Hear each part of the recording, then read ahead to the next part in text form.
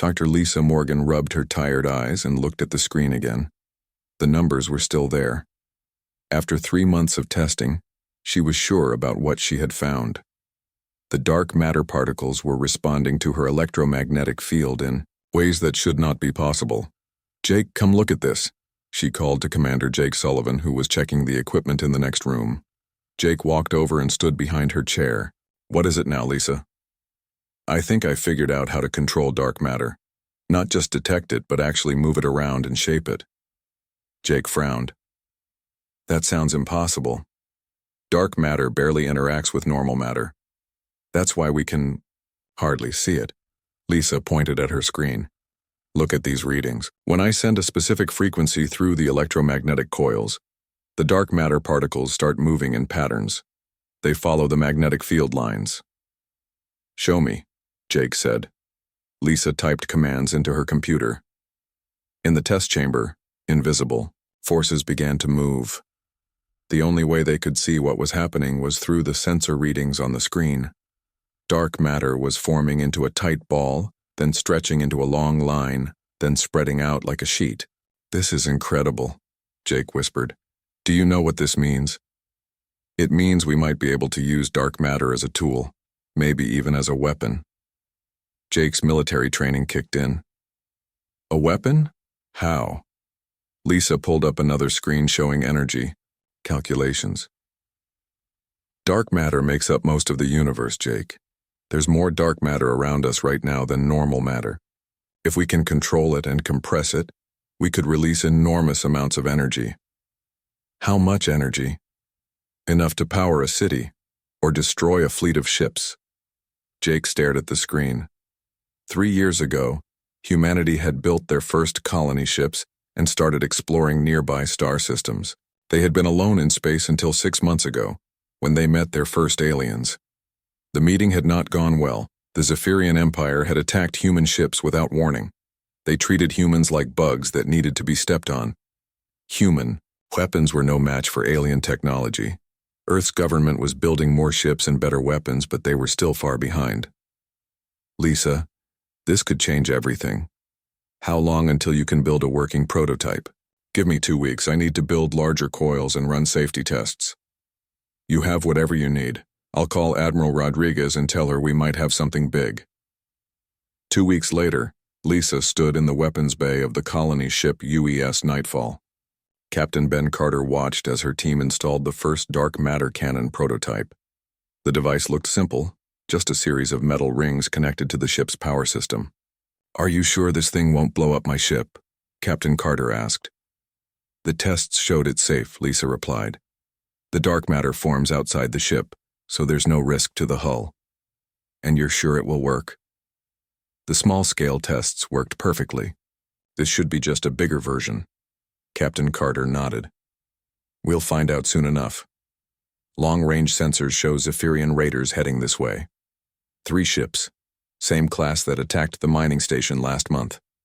The Nightfall was a colony ship, not a warship. It carried families and supplies to new worlds. Its weapons were meant to clear asteroids and defend against pirates, not fight military vessels. Against 3 Zephyrian raiders, it should have no chance. "All hands, battle stations," Captain Carter announced over the ship's communication system.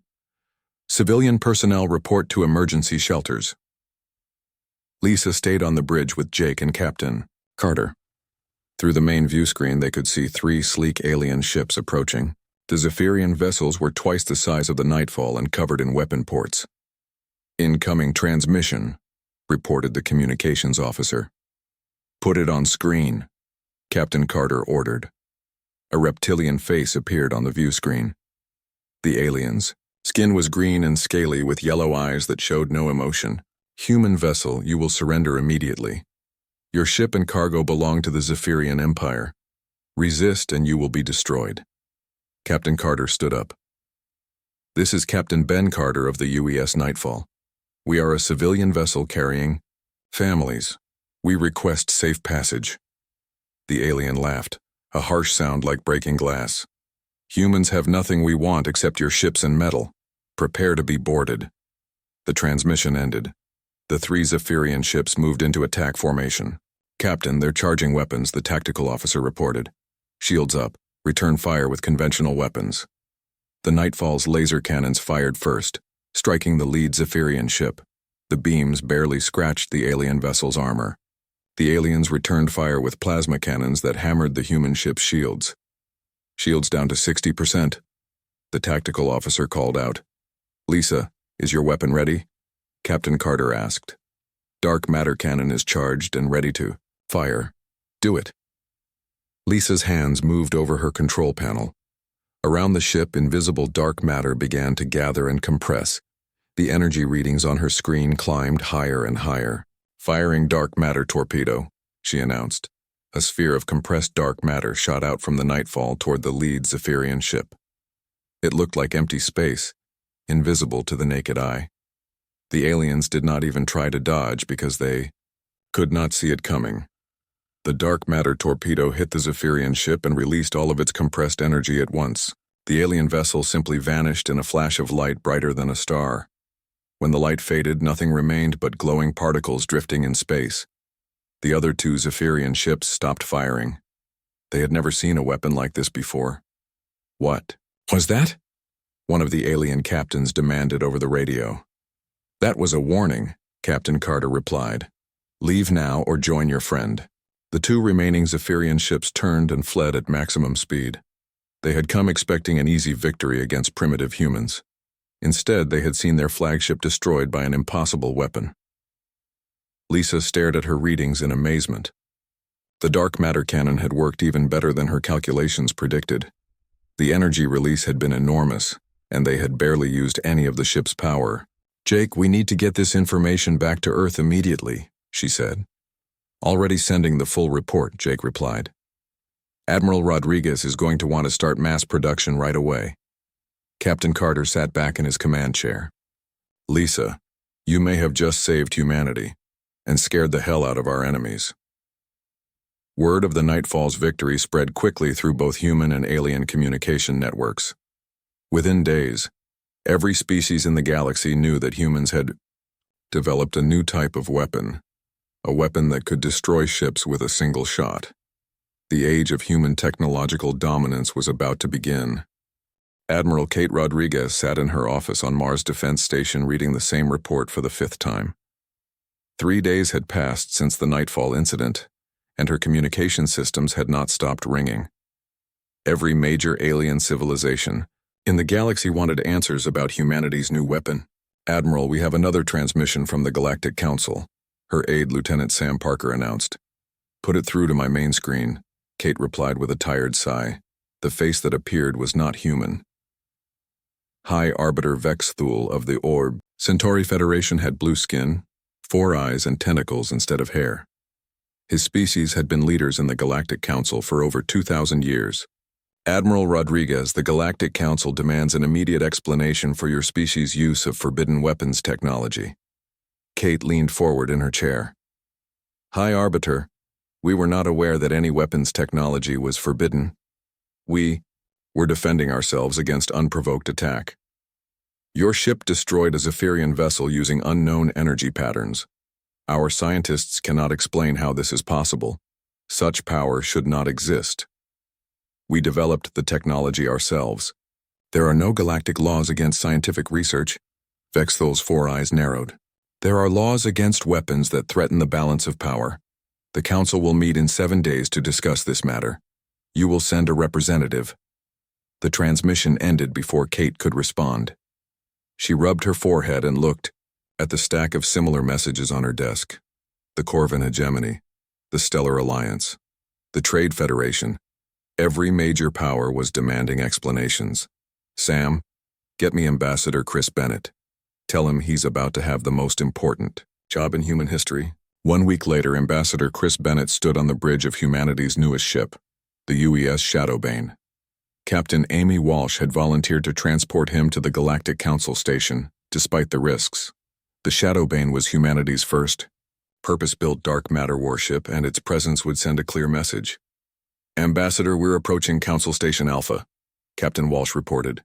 "Long-range sensors show over 50 alien ships in the area." Chris looked out the main view screen at the massive space station ahead. It was shaped like a wheel, spinning slowly to create artificial gravity. Ships from dozens of different species were docked at ports around its rim. "Captain, make sure our dark matter arrays are visible but not powered up. We want them to see what we have without seeming threatening." "Understood, sir." The Shadowbane docked at the station without incident, but Chris noticed how other ships moved away from their docking port. Word of human weapons had clearly spread throughout the galaxy. Inside the station, Chris walked through corridors filled with aliens of every shape and size. Some looked almost human, while others were completely different. Beings of pure energy, creatures with multiple arms, and species that floated instead of walking. All of them stared at him as he passed. The council chamber was enormous, with seating for representatives from over 100 different species. Chris took his place at the section marked for humanity, a small area that showed how new they were to galactic politics. High Arbiter Vex Thul called the session to order. "We are here to discuss the human threat to galactic security. Ambassador Bennett, you will explain your species' development of these weapons." Chris stood up. "Honored representatives, humanity has developed technology that allows us to manipulate dark matter. We discovered this through legitimate scientific research."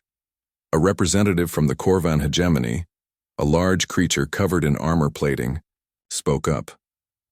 "Dark matter manipulation is impossible. Our greatest scientists have tried for centuries. Nevertheless, we have succeeded," Chris replied calmly. Another alien, this one looking like a walking tree, raised several branch-like arms. "How much energy can these weapons produce?" Chris had been briefed on how to answer this question. "Enough to defend our colonies and trade routes from pirates and raiders." The Zephyrian ship was completely destroyed, Vexthul pointed out. No debris remained. This suggests energy levels beyond anything we have seen. The Zephyrians attacked a civilian ship carrying families. We used the minimum force necessary to stop the threat. Murmurs spread throughout the chamber. Many representatives were clearly disturbed by the implications. A delegate from the Crystal Collective, a being made of living crystal, spoke in a voice like ringing bells. "If humans can destroy ships so easily, what prevents them from conquering the galaxy?" "We have no interest in conquest," Chris said firmly. "Humanity seeks peaceful cooperation with all species." "Your actions suggest otherwise," the Corvan representative growled. "Building warships equipped with ultimate weapons is not peaceful." Chris gestured toward the viewing windows that showed space outside the station. "Every species here maintains military fleets. We are simply ensuring that humanity can defend itself."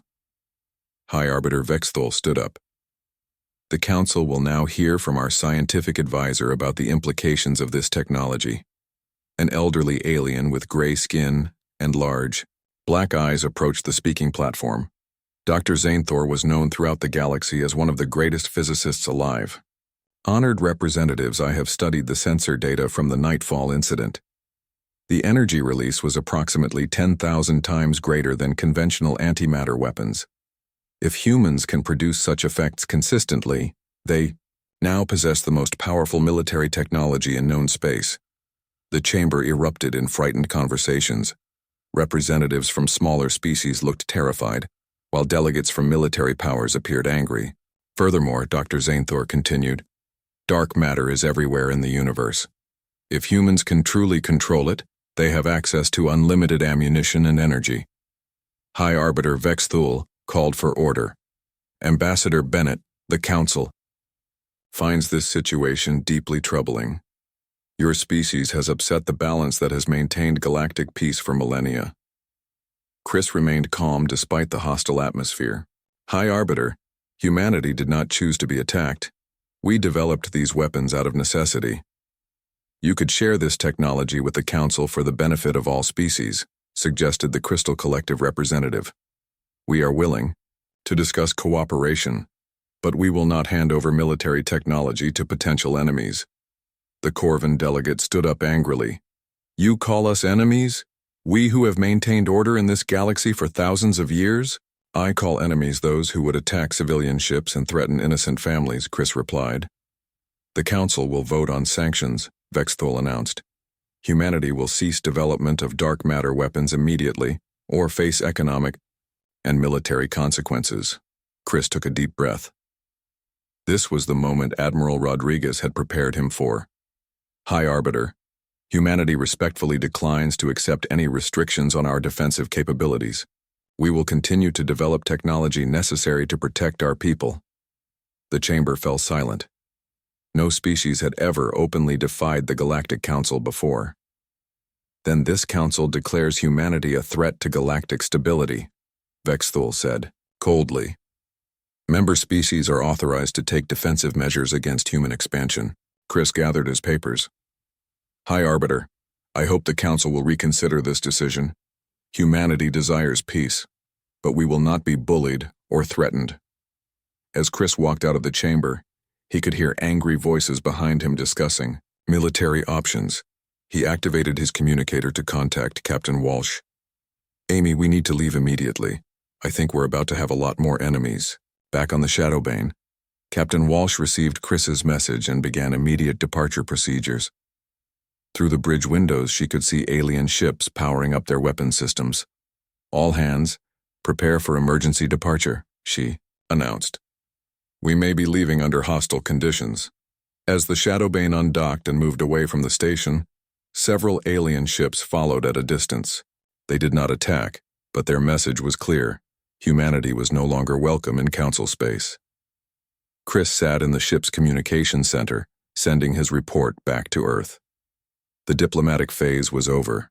Admiral Rodriguez would need to prepare for war.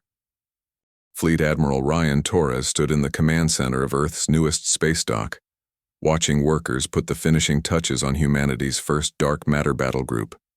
5 massive ships floated in the construction bay, their hulls gleaming, with fresh armor plating and bristling with the distinctive ring-shaped dark matter weapon arrays.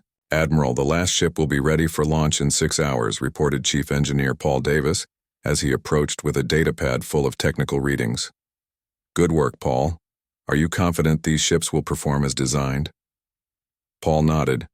Dr. Morgan's team has tested every system multiple times.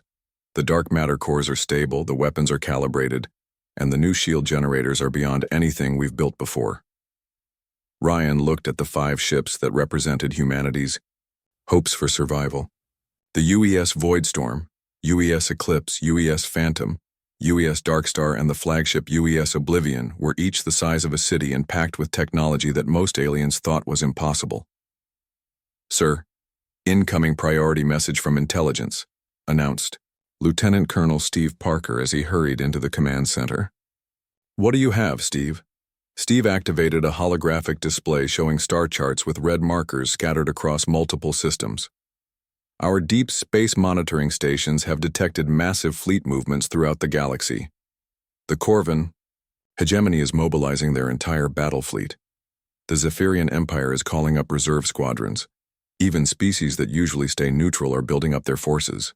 Ryan studied the display with growing concern. How many ships are we talking about? Conservative estimate? Over 200 warships, with more joining every day. They're calling it the Coalition of Concerned Species. Concerned about 5 human ships?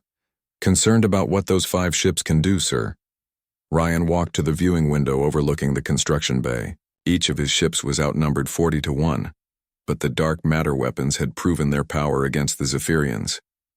The question was whether that power would be enough against an entire galactic alliance. Steve, what's our intelligence? On their battle plans? They're massing at the Kepler station in neutral space about 2 light-years from our outer colonies. The plan seems to be a coordinated assault on all human systems simultaneously. When? Our sources suggest they'll move within the week. They want to hit us before we can build more dark matter ships. Ryan activated his communicator. Get me President Helen Brooks on a secure channel. Minutes later, the president's face appeared on the main screen. Behind her, Ryan could see the emergency meeting room in the White House bunker where the government had been conducting crisis sessions for days. Admiral Torres, what's the status of our fleet? Madam President, our 5 ships will be ready for combat in 6 hours. However, intelligence reports suggest we're facing a coalition of over 200 enemy vessels. President Brooks looked tired. The stress of leading humanity through its first galactic war was showing on her face. "Admiral, our diplomatic channels have gone completely silent. Ambassador Bennett reports that even neutral species are refusing to talk to us. The entire galaxy seems convinced that we're planning to conquer them. Are we sure we can't avoid this fight? The Coalition has made their demands clear. Complete disarmament of all dark matter weapons, surrender of the technology to Council oversight, and acceptance of permanent restrictions on human expansion. Basically, they want us to become a client species." Ryan felt his jaw tighten. "That's not acceptable." "I agree. Admiral, I'm authorizing Operation Deep Strike. You have full authority to use whatever force is necessary to protect human space." The connection ended and Ryan turned to address his senior staff. "Gentlemen, we're going to war against impossible odds. Captain Amy Walsh will command the Oblivion as our flagship. I want the other ships ready for immediate departure." 2 hours later, Captain Amy Walsh stood on the bridge of the UES Oblivion as the 5-ship battle group prepared to leave Earth's solar system. Through the main view screen, she could see the blue marble of humanity's homeworld, perhaps for the last time.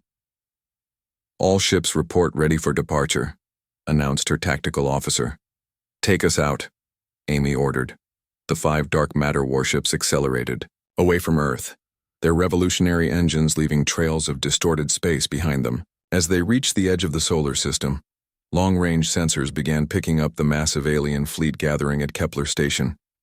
"Captain, we're receiving final intelligence updates from Command," reported Communications Officer Lieutenant Dan Foster.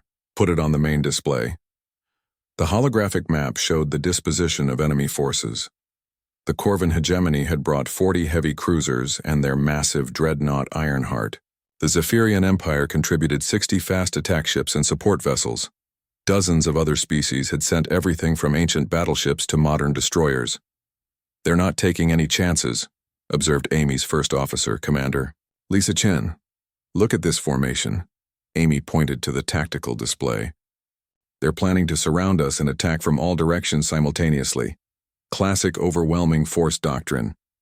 "Captain, incoming transmission from the Coalition fleet," Dan reported. "Let's hear what they have to say." The view screen showed High Arbiter Vexthul alongside a massive Corvan general whose armor was covered in battle scars. "Human vessels, this is High Arbiter Vexthul speaking for the Coalition of Concerned Species. You are ordered to surrender immediately and submit to Council authority.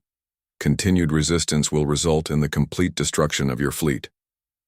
Amy stood up from her command chair. "This is Captain Amy Walsh of the UES Oblivion. We are operating in human space under the authority of Earth's government. You are the ones who should withdraw." The scarred Corvan general stepped forward. "I am War Commander Thaklon of the Hegemony. Human, your 5 ships face the combined might of the galaxy's greatest military powers. Surrender now and your deaths will be quick. War Commander, you clearly don't understand what you're facing. Our weapons operate on principles your scientists haven't discovered yet." Thaklon laughed, a sound like grinding metal. "We have studied the sensor data from your encounter with the Zephyrians. Your ships may be powerful, but they are not invincible. We have adapted our tactics accordingly." "Then you've made a serious mistake." The transmission ended and Amy turned to her crew. "All hands battle stations. Signal the other ships to assume combat formation Delta." The 5 human ships spread out into a defensive pattern as the Coalition fleet began its approach. On the tactical display, Amy could see the enemy formation. Waves of ships approaching from multiple directions, designed to overwhelm even the most advanced defenses. "Captain, they're splitting into attack groups," reported the tactical officer. "First wave consists of 60 ships, with additional waves following at regular intervals." "They're trying to exhaust our weapons systems," Amy realized. "They think, if they throw enough ships at us, some will get through." "Will it work?" asked Commander Chen. Amy looked at the dark matter weapon status display. Each of their ships could fire continuously for hours without running out of ammunition. Since dark matter was everywhere in space, the aliens had no idea what they were really facing. "Lisa, they're about to learn why humanity isn't intimidated by numbers." The first wave of Coalition ships closed to weapons range and opened fire. Plasma bolts, particle beams, and missile Salvos lit up space as dozens of alien vessels concentrated their firepower on the 5 human ships. Shields holding at 90%, reported the defensive systems officer. Return fire. All ships, engage at will. The UES Oblivion's dark matter cannons came online, and space itself seemed to bend around the ship. What happened next would change the balance of power in the galaxy forever. Amy watched the tactical display as her weapons officer prepared to fire. Target the center of their formation. Let's show them what human engineering can do. The battle that would determine humanity's place in the galaxy was about to begin. Captain Amy Walsh watched the first wave of 60 alien ships approach her battle group. Plasma fire and missile trails lit up the darkness of space as the coalition forces opened their attack. The 5 human ships seemed tiny compared to the massive enemy fleet surrounding them. "Shields holding steady," reported her defensive officer. "Their weapons aren't penetrating our dark matter barriers." Amy nodded. The aliens were using conventional energy weapons that simply passed through the compressed dark matter shields, like light through glass. "All ships target the lead Corvin dreadnought. Fire when ready." The UES Oblivion's main dark matter cannon charged with a deep humming sound that vibrated through the ship's hull. On the tactical display, Amy could see the massive Corvin vessel Ironheart leading the enemy charge, its armor gleaming under the light of distant stars. "Firing main cannon," announced Weapons Officer Lieutenant Mike Roberts. A sphere of compressed, dark matter shot from the Oblivion toward the enemy dreadnought. The Corvin ship tried to turn away, but the dark matter projectile moved faster than their engines could respond. When it struck the Ironheart's bow, the entire front section of the massive ship simply disappeared in a flash of released energy. "Direct. Hit on target. Enemy dreadnought is breaking apart," Mike reported with satisfaction. War Commander Thackalon's voice crackled over the communication system from his damaged ship. "Impossible. No weapon should have that much power." The destruction of their flagship sent shockwaves through the coalition fleet. Several smaller ships broke formation and began retreating, but the majority continued their attack under orders from other commanders. "Captain, the UES Phantom is engaging the Zephyrian Squadron," reported Communications Officer Dan Foster. On the view screen, Amy could see the sleek human ship moving through a group of 12 enemy vessels. Captain Bill Martinez had activated the Phantom's dark matter stealth system, making his ship completely invisible to alien sensors. The Zephyrians were firing at empty space while the Phantom destroyed them one by one with precise dark matter. "Torpedo strikes. Second wave of enemy ships approaching," called out the tactical officer. 40 vessels, mixed types." Amy turned to her first officer. "Lisa, signal the Eclipse and Darkstar to demonstrate our area weapons." Commander Lisa Chen relayed the order, and the 2 human ships moved into position. Captain Nick Foster on the Eclipse and Captain Carol Kim on the Darkstar had practiced this maneuver dozens of times in simulations. "Eclipse and Darkstar report ready for synchronized fire," Lisa announced. "Execute Pattern 7. The Eclipse and Darkstar fired their dark matter cannons simultaneously, but instead of creating focused projectiles, they spread the dark matter into a wide field between the 2 ships. When the second wave of coalition vessels flew into the invisible barrier, their engines simply stopped working. "What's happening to them?" asked Lisa in amazement. Amy smiled grimly. "The dark matter field is interfering with their power systems. They're completely disabled but not destroyed." 40 alien ships drifted helplessly in space, their crews alive but their vessels powerless. It was a demonstration of precision that no conventional weapon could match. High Arbiter Vexthol's voice came over the communication system from his flagship. "This is impossible. Your weapons violate the basic laws of physics." "No," Amy replied, calmly. "We just understand physics better than you do." The third wave of coalition ships hesitated, clearly shaken by what they had witnessed. Their commanders were frantically trying to develop new tactics against an enemy they did not understand. Captain Paul Davis on the UES Voidstorm took advantage of the pause to demonstrate another capability of human technology. His ship suddenly accelerated to impossible speeds, moving from one side of the battlefield to the other in seconds. "How are they moving so fast?" demanded the captain of a Stellar. Alliance cruiser. Dark matter drives, Amy explained over the open channel. We're not limited by conventional propulsion. The Voidstorm appeared behind a group of enemy ships and fired a sustained dark matter beam that cut through their formation like a sword through paper. 5 alien vessels were destroyed before they could even turn to face their attacker. All Coalition ships, this is Admiral Torres on the Oblivion, Amy announced, switching to fleet-wide communications. You have seen what our weapons can do. We offer you one chance to withdraw peacefully. War Commander Thackalon, speaking from his crippled dreadnought, roared back in anger. The Corvin hegemony does not retreat. All ships ramming speed. If we cannot defeat them with weapons, we will crush them with our hulls. They're going to try to ram us, Lisa observed with disbelief.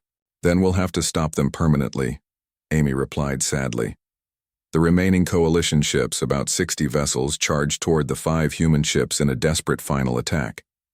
Their commanders had decided that dying in glorious battle was better than admitting defeat to a species they considered primitive. All ships engage with full power, Amy ordered.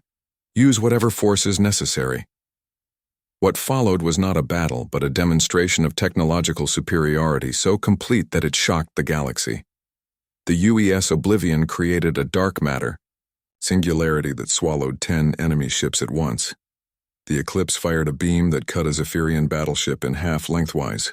The Phantom appeared in the middle of an enemy formation and destroyed 6 ships in as many seconds. Chief Engineer Paul Davis, monitoring the battle from the Dark Star's engine room, made a desperate decision when his ship was surrounded by 15 enemy vessels. Captain Kim, I'm going to overload the dark matter core. It'll create a controlled singularity. Paul, that's incredibly dangerous, Captain Kim replied over the intercom. Trust me, I've run the calculations. Paul began the overload sequence, carefully controlling the dark matter reaction. Space around the Dark Star began to bend and twist as artificial gravity fields formed. The 15 enemy ships found themselves pulled toward a point of infinite density that Paul had created. Singularity forming, Paul announced calmly as 20 coalition vessels disappeared into the artificial black hole. Don't worry, it'll evaporate in about 10 minutes. The surviving alien ships finally broke and ran. Less than 30 vessels remained from the original fleet of over 200, and most of those were damaged. The coalition of concerned species had been completely defeated by 5 human ships. Amy opened a channel to the retreating enemy fleet. This is Captain Walsh to all surviving coalition vessels. Return to your homeworlds and tell them what you have seen here. Humanity does not seek conquest, but we will defend ourselves against any threat. High Arbiter Vex Thul's voice came back one final time, filled with defeat and fear. Your species has capabilities we cannot understand or match. The Galactic Council will hear of this day. Tell them also that we remain open to peaceful negotiation, Amy replied. But any future attacks will be met with the same response. As the alien ships disappeared into hyperspace, Amy sat back in her command chair and looked around the bridge. Her crew was exhausted but victorious. They had just fought the most important battle in human history and won decisively. Damage. Report, she requested. Minor shield fluctuations on all ships. No hull damage, no casualties, reported Lisa Chen. Amy shook her head in amazement. They had faced impossible odds and emerged without losing a single person. The dark matter technology had proven even more effective than Dr. Morgan's most optimistic predictions. Signal Fleet Command, Amy ordered. Tell them the coalition fleet has been defeated. Human space is secure. As the 5 victorious ships began their journey home, news of the battle spread throughout the galaxy at the speed of light. The age of human dominance had begun, and every alien civilization would have to decide how to deal with this new reality. 3 weeks after the Battle of the Void, Ambassador Chris Bennett walked through the corridors of Council Station Alpha once again. This time, however, the atmosphere was completely different. Alien representatives stepped aside respectfully as he passed, and many bowed their heads in acknowledgement of humanity's new status. The same chamber where the Galactic Council had declared humanity a threat now buzzed with nervous conversations. Representatives from across the galaxy had gathered for an emergency session, but now they were the ones seeking answers from the humans. High Arbiter Vex Thul looked older and more tired than before. The crushing defeat of the coalition fleet had shaken his confidence in the Council's authority. When Chris took his seat, Vexthul called the session to order with noticeably less authority in his voice. Ambassador Bennett, the Council acknowledges that recent events have changed the balance of galactic power. We wish to discuss new arrangements between humanity and the established governments. Chris stood up slowly, taking his time to look around the chamber. Where once there had been over 100 representatives, now only about 60 remained. Many species had withdrawn from the Council entirely after witnessing what human technology could do. High Arbiter, humanity appreciates the Council's willingness to negotiate. We have prepared a proposal for peaceful cooperation. What are your terms? Asked the representative from the Crystal Collective, her crystalline voice tinkling with anxiety. Chris activated a holographic display that showed star charts and trade routes. First, humanity requests full membership in the Galactic Council, with voting rights equal to founding members. Second, we propose the establishment of joint research facilities where human scientists can share selected technologies for peaceful purposes. Murmurs of surprise rippled through the chamber. Many aliens had expected humanity to demand tribute or territory as conquerors typically did. You would share your technology? Asked a delegate from the Spiral Arm Federation. Selected technologies, yes. Dr. Lisa Morgan has developed applications of dark matter manipulation that could revolutionize medicine, agriculture, and space travel. We believe all species should benefit from these advances. Vexthul leaned forward, in his chair. And in return? We ask for the same thing we have always wanted. The right to exist peacefully and expand our civilization without interference. Attacks on human colonies or ships will be met with decisive response. A representative, from one of the smaller species, a being that looked like a walking flower, raised several petal-like appendages. What guarantees do we have that humanity will not use this technology to conquer other worlds? Chris smiled reassuringly. The same guarantee you have always had with any powerful species. Our word and our demonstrated behavior. We could have destroyed the Coalition fleet completely, but we chose to disable many ships rather than destroy them. We could demand tribute from defeated enemies, but instead we offer cooperation. The Corvin hegemony objects to these terms, growled a scarred warrior who had replaced War Commander Thaklon after his disgrace. Humans are newcomers to galactic affairs. They should not be granted equal status with civilizations that have existed for millennia. With respect, Chris replied calmly, age does not determine capability. Humanity has proven we can defend ourselves and contribute to galactic civilization. Our technology speaks for itself. The Corvin delegate stood up angrily. Your technology is a threat to every species in the galaxy, only to those who choose to make themselves our enemies, Chris said firmly. The Zephyrian Empire learned this lesson when they attacked our civilian ships. The Coalition learned it when they tried to intimidate us with overwhelming numbers. We prefer peace, but we will not be victims. High Arbiter Vexthul called for order as arguments broke out across the chamber. After several minutes of heated discussion, he managed to restore quiet. The Council will vote on these proposals. All in favor of granting humanity full membership? Chris watched as representatives cast their votes. The result was closer than he had hoped. 38 in favor, 22 opposed. But it was enough. Motion carries. Humanity is granted full membership in the Galactic Council. 2 months later, Dr. Lisa Morgan stood in the laboratory of the newly established Interspecies Dark Matter Research Institute on Luna. Around her, human and alien scientists worked together on projects that would have been impossible just months before. Dr. Morgan, the agricultural applications are exceeding all projections, reported Dr. Nick Foster, her lead research assistant. Dark matter field manipulation can increase crop yields by 300% while using 90% less water. Excellent work, Nick. What about the medical applications? Dr. Carol Kim's team has successfully used controlled dark matter fields to repair damaged tissue at the cellular level.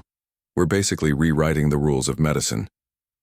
Lisa smiled as she watched a team of human and Centauri scientists working together on a project to use dark matter for faster-than-light communication. The fear and hostility of recent months was slowly being replaced by curiosity and cooperation. Dr. Morgan, incoming message from Admiral Torres, announced her communication officer. The holographic display showed Admiral Ryan Torres on the bridge of the UES Oblivion, now serving as the flagship of humanity's dark matter defense force. Lisa, I wanted to update you on our patrol activities. We've had 3 encounters with pirate fleets in the past month. Word is spreading that human-protected trade routes are the safest in the galaxy. Any hostile actions from former coalition members? None. In fact, the Stellar Alliance has requested our assistance in dealing with raiders in their outer systems. It seems everyone wants to be friends with the species that has the biggest weapons. Lisa laughed. Be careful, Ryan. Power comes with responsibility. Don't worry. Captain Carter is leading our first joint expedition with alien scientists to explore the galactic core. We're showing them that humans can be explorers and protectors, not just warriors. The transmission ended, and Lisa returned to her work. Through the laboratory windows, she could see Earth hanging in space, blue and beautiful. 6 months ago, humanity had been alone and vulnerable.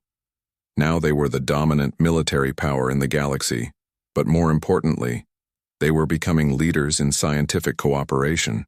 Dr. Morgan, called Dr. Kim from across the laboratory. The quantum resonance experiment is ready for testing. Lisa walked over to join the mixed team of human and alien researchers. If this experiment succeeded, they would be able to use dark matter to create instant communication networks across the entire galaxy. Initiating quantum field, announced the lead alien scientist, a being whose species communicated through color changes in their skin.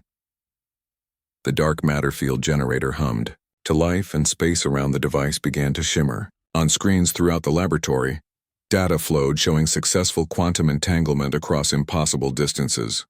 It works, shouted Nick Foster. We can send messages instantly to any point in the galaxy. As celebrations broke out across the laboratory, Lisa reflected on how quickly everything had changed.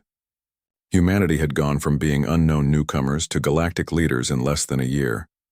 The key had been their willingness to share their discoveries for the benefit of all species, rather than hoarding power for themselves. Captain Ben Carter's voice came over the communication system from the deep space exploration ship UES Nightfall. Luna Base, this is Carter reporting from the Galactic Edge. We've discovered 3 new star systems with potentially habitable worlds. Our alien scientific partners are as excited as we are about the possibilities. Lisa smiled as she listened to the report. The same ship that had first demonstrated dark matter weapons was now leading peaceful exploration missions with former enemies as crew members. Outside the laboratory windows, ships from dozens of different species traveled peacefully through human-protected space. The galaxy had learned to respect humanity's power, but more importantly, they had learned to trust humanity's intentions. The age of human dominance had begun not through conquest, but through the demonstration that superior technology could be used to protect rather than destroy, to build rather than tear down, and to unite different species in common purpose rather than divide them through fear. As Lisa returned to her research, she knew that humanity's greatest discoveries still lay ahead. The galaxy was vast and full of mysteries, but now humans would explore it not as conquerors, but as the guardians of peace and the champions of scientific progress. The dark matter technology that had once frightened the Galactic Council was now lighting the way toward a brighter future for all species in the galaxy.